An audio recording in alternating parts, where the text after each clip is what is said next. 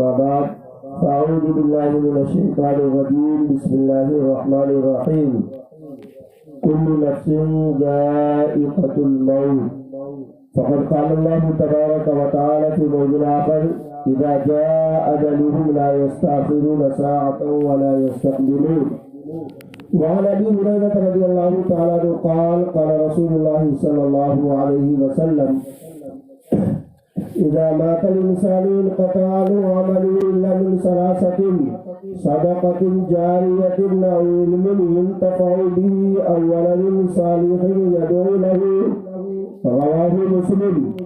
وعن سعد بن عبادة رضي الله تعالى عنه قال إن أمي ماتت فأي الصدقة أفضل؟ قال الماء فحفر بيرا وقال هذه لأم سعد. رواه أبو داود. فقد قال النبي صلى الله عليه وسلم في موضع آخر الناس كلهم هالكون إلا العالمين العالمون كلهم هالكون إلا العالمون والعاملون كلهم هالكون إلا المخلصون والمخلصون على خطر عظيم أو كما قال عليه الصلاة والسلام. محترم بزرگوں اور عزیز دوستوں، پیارے ایمان والے بھائیوں، میں نے حصول برکت کے لیے قرآن پاک کی دو آیت کریمہ اور احادیث پاک 3 روایت آپ کے سامنے موضوع کے عنوان سے پڑھا ہوں. اگر اس پر تفصیل کے ساتھ بیان کیا جائے تو گھنٹوں درکار ہے، لیکن میں صرف ترجمہ کروں گا. پہلی بات تو یہ سمجھ لیجئے کہ موت ایسی یقینی اور اٹل چیز ہے کہ اس سے کوئی راہ فرار اختیار نہیں کر سکتا ہے. اور رمضان المبارک کا مہینہ تھا، جمعہ کا دن تھا. حضرت مولانا ابو الحسن علی میاں ندوی صاحب غسل کر کے اور قرآن پاک کی تلاوت کر رہے تھے. سورہ کہف کی تلاوت کر رہے تھے اور ان کا انتقال ہوا. اور اس وقت جو ہے قاری جوالہ صاحب مدرسہ امدادیہ اشرفیہ سے ہم ہردوئی گئے ہوئے تھے. جمعہ کا دن تھا، نماز جمعہ کی ہو چکی ہے. حضرت ویل چیئر پر گاڑی پر جو ہے اپنے حجرے کی طرف جا رہے ہیں. راستے میں معلوم ہوا کہ حضرت کا انتقال ہوا. پھر لوٹ کے آئے، سب کو خبر کیا گیا، سب لوگ آئے. حضرت نے کہا کہ ایک عام آدمی کی اگر موت ہوتی ہے تو ایک انسان کی موت ہوتی ہے، لیکن جب ایک عالم کی موت ہوتی ہے تو عالم کی موت ہوتی ہے. ایک عالم کی، جو عالم بعمل ہو اس کی موت ہوتی ہے تو عالم کی موت ہو جاتی ہے، گویا کہ دنیا کی موت ہو جاتی ہے. اور حضرت جو فرمائے وہاں مجلس میں، یہ بات میں نقل کر رہا ہوں. حضرت نے کہا، ہمارے عبدالستار صاحب مولانا اشتیاق صاحب کے پھوپھا ہوئے، ہم سے ان کی بھائیاری ہے تو ہمارے بھی پھوپھا. ان کے یہاں پر کوئی صاحبزادے وغیرہ ہے کہ نہیں؟ ہے، اور بھی بھائی ہیں، ابھی اکیلے ہیں یہاں. تو حضرت نے یہ کہا کہ کسی کے عزیز و اقربا، رشتہ دار، والد، امی، ماں باپ میں سے کسی کا انتقال اگر ہو جائے تو انسان کو ظاہر سی بات ہے کہ غم ہوتا ہی. ایک چرند پرند، مرغی اور خسی بکری ہم پالتے ہیں، وہ اگر ضائع ہو جاتا ہے تو انسان کو غم ہوتا ہے، تکلیف ہوتی ہے. پھر جائے کہ ہمارے بیچ سے ہمارے والد چلے جائے، ہماری والدہ چلی جائے اور عزیز و اقربا اور رشتہ دار چلے جائے تو ہم کو غم نہ ہوگا. غم تو ہوتا ہی ہے، لیکن اس غم کو غلط کرنے کے لیے، غم کو ہلکا کرنے کے لیے، تسلی آنے کے لیے حضرت مولانا ابرار الحق صاحب نے فرمایا کہ ہمارا آپ کو یہ بات اپنے ذہن میں لانی چاہیے کہ یہ دنیا جو بنائی گئی اور سجائی گئی کن کے صدقہ طفیل میں؟ آپ علیہ الصلوۃ ارے بولیے نا بھائی صاحب، کن کے صدقہ طفیل میں؟ جناب محمد رسول اللہ صلی اللہ علیہ وسلم کے صدقہ طفیل میں حدیث قدسی ہے، لولاک لما خلقت الافلاک، کہ اگر آپ کو دنیا میں بھیجنا مقصود نہ ہوتا، پیدا کرنا مقصود نہ ہوتا، تو اللہ تبارک و تعالی اس حدیث پاک میں ارشاد فرماتا ہے کہ میں دنیا کو نہیں بناتا، میں دنیا کو نہیں بناتا۔ لیکن جن کے صدقہ طفیل میں یہ دنیا بنائی گئی، سجائی گئی، جب وہی سروے زمین پر نہیں رہے، وفات پا گئے، وصال کر گئے، ہماری اور آپ کی نظروں سے پردہ فرما گئے، تو پھر اب ان کے بعد اس دنیا میں بڑے سے بڑا قطب کیوں نہ ہو، ابدال کیوں نہ ہو، غوث زمان کیوں نہ ہو، کسی کو بھی یہاں ہمیشہ ہمیش نہیں رہا، ہمیشہ ہمیش نہیں رہنا ہے۔ جو آ گیا ہے اس کو جانا ہی، جو آ گیا ہے اس کو جانا ہی ہے۔ لیکن بہت ساری باتیں آئی ہیں، شاعر کہتا ہے نہ تو زمین کے لیے ہے نہ آسماں کے لیے، نہ تو زمین کے لیے ہے نہ آسماں کے لیے، ارے نہ تو زمین کے لیے ہے نہ آسماں کے لیے، یہ جہاں تیرے لیے ہے، یہ جہاں تیرے لیے ہے، تو نہیں جہاں کے لیے، تو نہیں جہاں کے لیے۔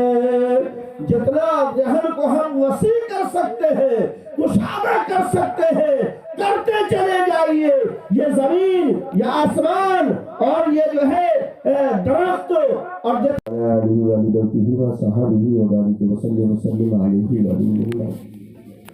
میں کہا تھا کہ درس کے لیے، عبرت کے لیے، سبق لینے کے لیے بہت ساری باتیں ہوتی ہیں، اور آدمی اگر موت سے اگر عبرت لے لیتا ہے اور آگے کی زندگی کو اگر سدھار لیتا ہے تو اس کا بیڑا پار ہو جاتا ہے۔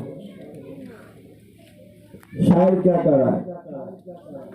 شاعر کہتا ہے سیٹھ جی کو فکر تھی ایک ایک کو 10 کیجیے، سیٹھ جی کو فکر تھی ایک ایک کو 10 کیجیے، آیا ملک الموت بولا جان واپس کیجیے۔ ابھی ملک الموت کو بھی بچپن سے 55 عمر ہو گئی، کہنے نہیں آیا۔ سب لوگ کہتے ہیں ملک الموت، موت کا ملک کوئی خاص نہیں ہے، ملک الموت کا مطلب ہو جائے گا موت کا ملک، یہاں ہے ملک الموت، موت کا فرشتہ۔ لفظ کو صحیح کر لیجیے، اگر ایک لفظ بھی صحیح ہو گیا تو ملا کا خرچہ اوپر ہو گیا، ملک الموت۔ سیٹھ جی کو فکر تھی ایک ایک کو 10 کیجیے، آیا ملک الموت بولا جان واپس کیجیے۔ ملک الموت سے کتابوں میں واقعہ لکھا ہوا ہے کہ ملک الموت سے بھی ایک آدمی سوال کر دیا کہ آپ کا بھی عجب جو ہے وہ جو ہے نظام ہے، قانون ہے، نہ کوئی نوٹس کرتے ہیں پہلے، نہ کوئی خبر کرتے ہیں، اور آنکھ ہمکتے ہیں، آنکھ ہمکتے ہیں اور روح نکال کے لے جاتے ہیں۔ تو ملک الموت نے کہا کہ ہم تو اتنا نوٹس دیتے ہیں کہ تم میرے نوٹس کا نوٹس ہی نہیں لیتے ہو۔ جب تمہارے سر میں اور داڑھی میں بال سفید ہو جاتے ہیں یہ میری طرف سے نوٹس ہو جاتا ہے، جب تمہارے بیٹے کے بعد تمہارے گھر میں پوتا کی آمد ہو جاتی ہے یہ بھی میری طرف سے نوٹس ہی ہوتا ہے۔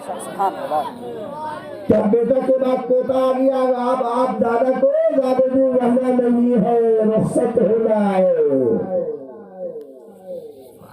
سمجھ میں بات آ رہی ہے؟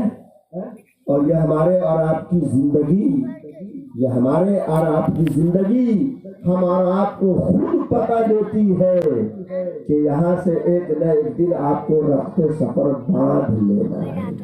یہ اقامت ہمیں پیغام سفر دیتی ہے۔ ہم آتے یہاں ٹھہرے ہوئے ہیں، اللہ کی نعمتوں سے استفادہ کر رہے ہیں، کھا رہے ہیں، پی رہے ہیں، پہن رہے ہیں، مکان اللہ تبارک و تعالیٰ نے دیا ہے اس میں رہ رہے ہیں۔ یہ اقامت ہمیں پیغام سفر دیتی ہے، یہ اقامت ہمیں پیغام سفر دیتی ہے، زندگی موت کے آنے کی خبر دیتی ہے۔ زندگی ہی خبر دے رہی ہے کہ زندگی کے بعد موت بھی آنے والی ہے۔ یہ اقامت ہمیں پیغام سفر دیتی ہے، زندگی موت کے آنے کی خبر دیتی ہے۔ چاہے ہمارے والد صاحب ہوں یا ہمارے عزیز و اقربا رشتہ کوئی ہے، یہاں پر جتنے لوگ یہاں بیٹھے ہوئے ہیں قبرستان میں، چلیے ہم کو بتائیے جن کے 10 سال پہلے انتقال ہو گیا ہے، صحیح طور پر بتائیے کہ ہمارے ابا کی قبر یہ ہے؟ نہ، اتنا جلدی آدمی بھولتا ہے قبر کو جو ہے قبرستان میں، سال 2 سال کے بعد جائے گا تو جو سے بھول جاتا ہے، اور پوچھنے پر یہ بتلائے اسی کے آس پاس ہوگا، مولانا صاحب اسی کے آس پاس ہوگا، وہ قبر ہے، یہ دھیان میں۔ جن کے گھر میں ہزاروں فانوس تھے، جن کے گھر میں ہزاروں فانوس تھے، قمقمے اور شمع روشن تھی، قمقمے اور شمع روشن تھی، جن کے گھر میں ہزاروں فانوس تھے، قبر پہ جھاڑ ہے نشان کچھ بھی نہیں، قبر پہ جھاڑ ہے نشان کچھ بھی نہیں۔ اور وہ شعر تو ہم سب کو یاد ہے، ہمارے بچوں کو بھی یاد ہے، آگاہ اپنی موت سے کوئی بشر نہیں، آگاہ اپنی موت سے کوئی بشر نہیں، سامان 100 برس کا ہے پل کی خبر نہیں۔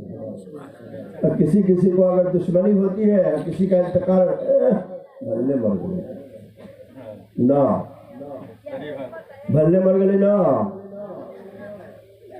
جانی دشمن بھی آپ کا مر رہا ہے تو اس کے مرنے پر ہمارا آپ کو خوش ہونے کی اجازت نہیں ہے، خوش ہونے کی اجازت نہیں۔ کیوں؟ اس لیے کہ اس دور سے، اس مرحلے سے، اس وادی سے ہمیں آپ کو نہیں گزرنا ہوتا، تو ایک طرح کے لیے ہم خوشی منا سکتے ہیں، آج میرا بھائی جا رہا ہے، کل ہم بھی اس کے پیچھے جانے ہی والے ہیں۔ بے شک، سبحان اللہ۔ موت آپ کا پیچھا نہیں چھوڑے گا۔ ارے موت سے کس کو رستگاری ہے؟ چھٹکارا ہے۔ موت سے کس کو رستگاری ہے؟ ارے موت سے کس کو رستگاری ہے؟ آج وہ کل ہماری باری ہے، آج وہ کل ہماری باری ہے۔ اور بڑے ہی اچھا انداز میں، سہل انداز میں کہنے والوں نے کہا کہ بیٹا پہلے آتا ہے، پوتا بعد میں آتا ہے، بیٹا پہلے آتا ہے، پوتا بعد میں آتا ہے۔ ارے بیٹا پہلے آتا ہے، پوتا بعد میں آتا ہے، آنے کی ترتیب تو ہے، جانے کی کوئی ترتیب نہیں ہے۔ اس لیے نہ سامنے بیٹھا ہے، اتنا غور سے پیچھے سنتے ہیں۔ جو پاک کریے اللہم صلی علی سیدنا محمد النبی الامی وعلی آلہ وصحبہ وصحبہ وبارک وسلم۔